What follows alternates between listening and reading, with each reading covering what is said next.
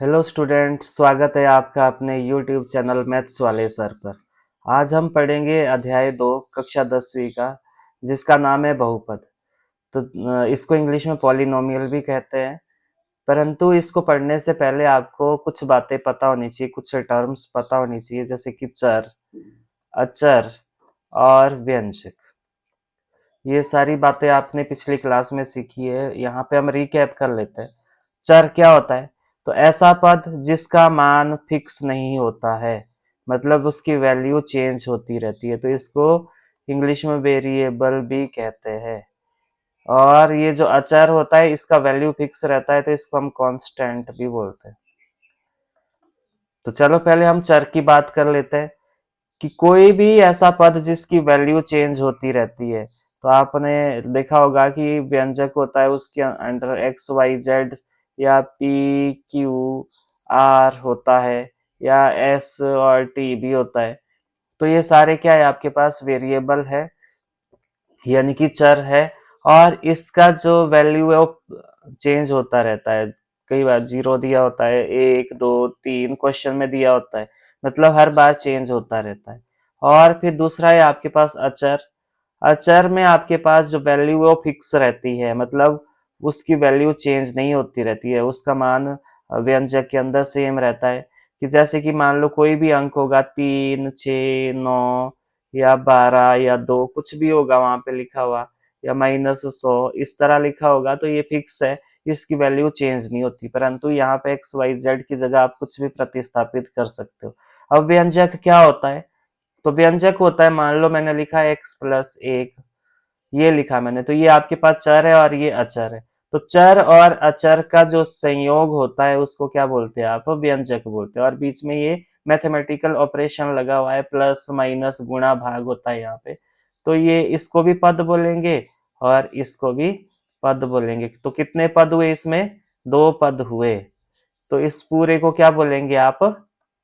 व्यंजक बोलेंगे। और पद के हिसाब से हम इसको कैटेगराइज करते हैं, एक पदी, द्विपदी, त्रिपद, इस तरह। तो एक पदी और क्या होगा जिसमें केवल एक ही पद होगा, मान लो ये x है या 100 है, तो इसको क्या बोलेंगे आप? एक पदी बोलेंगे। और ये x+1 है या x+100 है या t+110 है, तो ये सारे क्या है? द्विपद है, क्योंकि इसमें 2 पद है, एक पद और 2 पद। त्रिपद क्या होता है? कि जिसमें आपके पास 3 पद हो, x² + x+6। तो यहाँ पे आप देख पा रहे हो, एक पद, दूसरा पद और तीसरा पद, तो त्रिपद है ये है 6t² + 9t + 6, ये भी क्या है आपके पास? त्रिपद है। तो आप पद के हिसाब से इसको इस तरह कैटेगराइज कर सकते हो, एक पदी, द्विपद और त्रिपद। और 2 या 2 से अधिक पद या 3 या 3 से अधिक पद, इन सारे को क्या बोलेंगे आप? बहुपद बोलेंगे। तो ऐसा पद जिसमें 2 या 2 से अधिक पद हो, तो उसको क्या बोलेंगे आप? बहुपद बोलोगे। तो ये तो हुई बहुपद की बात। अब बहुपद क्या सिर्फ इतना ही काफी है कि जिसमें 2 या 2 से अधिक पद हो?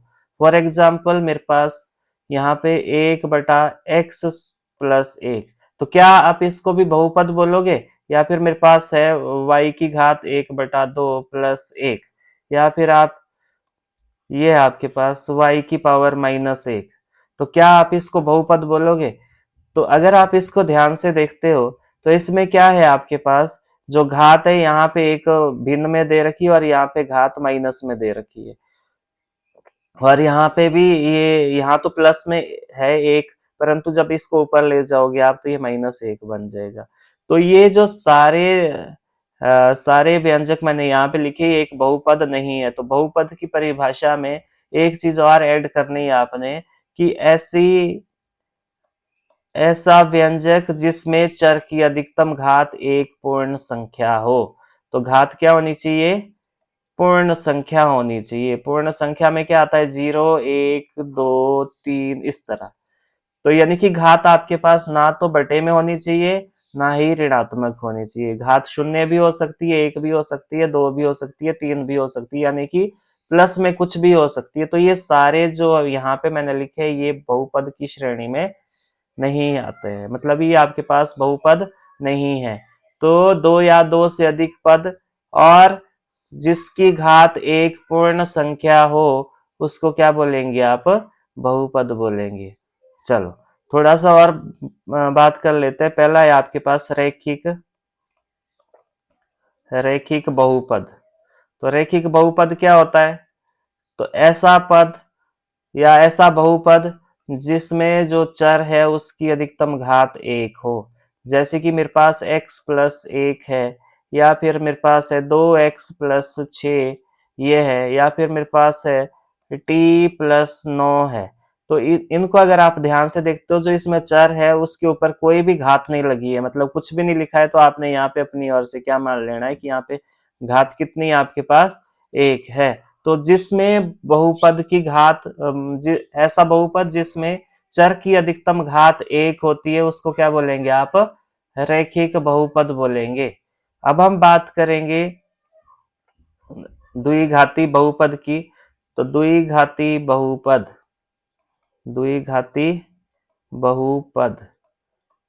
तो द्विघाती बहुपद क्या होता है? तो जैसे कि नाम से ही पता चल रहा है, ऐसा बहुपद जिसकी अधिकतम घात कितनी हो? दो हो, तो उसको क्या बोलेंगे आप? द्विघाती बहुपद बोलेंगे। तो जैसे कि मेरे पास 2x² प्लस 6 प्लस 9 है, या फिर 6t² प्लस 9t प्लस 8 है। इसमें आप देख पा रहे हो कि चर की अधिकतम घात कितनी है आपके पास? दो है, तो इसको क्या बोलेंगे आप? द्विघाती बहुपद। अब हम बात करेंगे त्रिघाती बहुपद की। त्रिघाती बहुपद की, तो त्रिघाती बहुपद क्या है आपके पास? जैसे कि नाम से पता चल रहा है, तीन घात वाला बहुपद। तो ऐसा बहुपद जिसमें अधिकतम घात कितनी हो? तीन हो। जिसमें अधिकतम घात कितनी हो? तीन हो। उसको क्या बोलेंगे आप? उसको क्या बोलेंगे आप? त्रिघाती बहुपद बोलेंगे। चलो ये तो बात हुई घातों के आधार पर। हम बात करेंगे बहुपद की घात। ये बहुपद की घात क्या होती है? तो कोई भी बहुपद है उसमें जो अधिकतम घात होगी उसको क्या बोलेंगे आप? बहुपद की घात। जैसे कि 2x की घात 6 plus 9x plus square plus 6 x plus 7, ये आपके पास बहुपद है। तो इसमें बहुपद की घात कौन सी होगी? जो अधिकतम घात है। तो यहाँ पे बहुपद की घात कौन सी हुई आपके पास? बहुपद की जो घात है वो कितनी हुई आपके पास? 6 हुई। अब हम बात करेंगे बहुपद के शून्यक की। बहुपद का शून्यक। शून्यक क्या होता है? कि ऐसा ऐसा अंक जो किसी बहुपद को शून्य कर दे, बहुपद का शून्यक कहलाता है। जैसे कि आपके पास x प्लस 5 है, तो मैंने ये व्यंजक लिखा है यहाँ पे। तो आपने x की जगह क्या रखना है कि ये पूरा व्यंजक शून्य हो जाए। ऑब्वियस है, प्लस का 5 है तो क्या रखेंगे? माइनस का 5 रखेंगे, प्लस 5 बराबर है 0। तो ये -5 क्या हुआ? इस बहुपद का शून्यक हुआ, यानी कि ये इस बहुपद को क्या कर देगा? शून्य कर देगा। तो अब निकालने का क्या तरीका है कि इस x प्लस 5 का आपने शून्य निकालना है, तो क्या तरीका है? तो आपने क्या करना है कि x प्लस 5 को डायरेक्ट क्या करना है? शून्य के बराबर रखना है। तो जब पार को चला जाएगा तो ये बन जाएगा -5। तो ये -5 क्या है? इस बहुपद का शून्यक है। तो शून्यक क्या होता है कि ऐसा कोई भी अंक है जो किसी भी बहुपद को क्या कर दे? शून्य कर दे, बहुपद का शून्यक कहलाता है। अब किसी बहुपद के कितने शून्यक होंगे वो भी आपको पता करना है। तो हाँ, वो डिपेंड करेगा बहुपद का जो शून्यक होगा कि उसके कितने होंगे, घात पे डिपेंड करेगा बहुपद के शून्यक।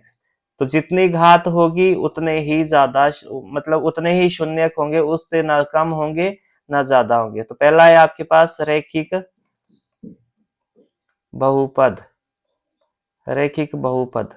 और दूसरा है आपके पास द्विघाती बहुपद, द्विघाती बहुपद। और फिर है आपके पास त्रिघाती बहुपद। तो इसमें आपने शून्य पता करने, तो रैखिक बहुपद का एक उदाहरण लिखता हूं मैं, x+1। तो कितने शून्य होंगे इसमें? ऑब्वियस है कि जितनी पावर होगी या जितनी घात होगी उतने ही शून्य होंगे। द्विघाती बहुपद ये आपके पास, तो इसमें कितने शून्य होंगे वो आपने पता करने हैं। और फिर आपके पास ये त्रिघाती बहुपद है, ये आपके पास एक त्रिघाती बहुपद है, तो इसमें कितने शून्य होंगे। तो अभी हमने बात करी कि जितने ज्यादा जितनी घात होगी उतने ही शून्य होंगे, और उससे ना कम होंगे ना ही ज्यादा होंगे।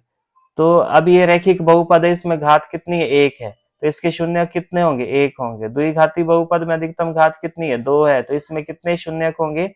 2।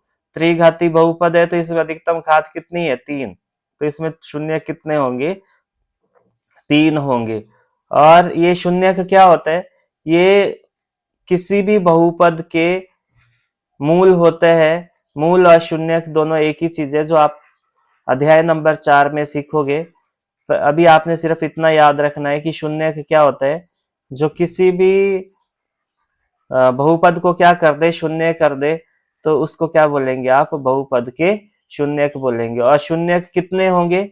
जितनी घात होगी, ये ध्यान रखना है आपने। और ये एग्जाम में एमसीक्यू में पूछे जाते हैं, एचपी बोर्ड में, तो आपने ये ध्यान रखना है। फॉर एग्जाम्पल मैंने यहाँ पे एक बहुपद लिखा 4x⁴ प्लस 6x+9 बराबर 0।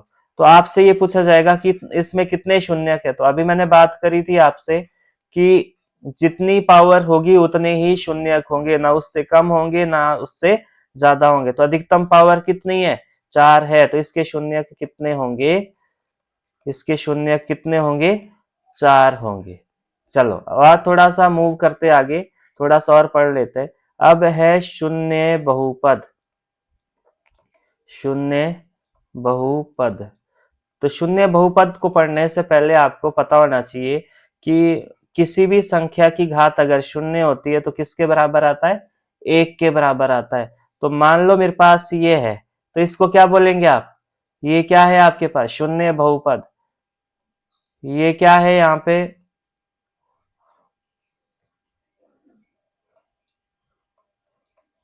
ये क्या है आपके पास? ये भी शून्य बहुपद है। या ये भी क्या है? शून्य बहुपद है। क्यों है? क्योंकि जो इसके साथ चर लगा होगा उसकी अधिकतम पावर कितनी होगी? शून्य होगी। तो अधिकतम पावर अगर शून्य होगी तो वो क्या हो जाएगा? 1 हो जाएगा। मान लो ये 100x⁴ शून्य है। मान लो यहाँ पे चर क्या है आपके पास? x है, तो इसको क्या लिख सकता हूँ मैं? 100 × x⁴ तो आपको अभी मैंने समझाया कि अगर कोई भी संख्या है उसकी घात अगर शून्य होती है तो 1 के बराबर आता है। तो इसका जो आंसर आएगा वो 100 आएगा। तो शून्य बहुपद क्या होता है? जिसमें चर की अधिकतम घात कितनी हो? शून्य हो। तो आई होप कि ये समझ आया होगा। आपके लिए होमवर्क है कि इस शून्य बहुपद के कितने शून्य होंगे, ये आपके लिए होमवर्क है। और ये आपने कमेंट बॉक्स में डालना है कि इसमें इस शून्य बहुपद के कितने शून्य होंगे। आई होप कि आपको अच्छे से समझ आया होगा। Thank you for watching and happy learning.